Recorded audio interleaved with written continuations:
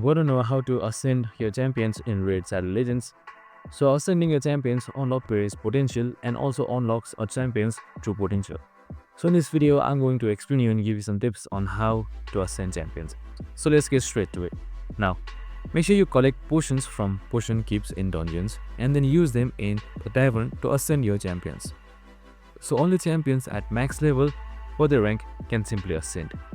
So ascending also boosts base stats like health, attack and defense as well, and then also unlocks more powerful skills. This is especially important for late game content where raw stats really matter. Remember, a fully ascended champion is much stronger than the one that is just ranked up. So don't skip this step.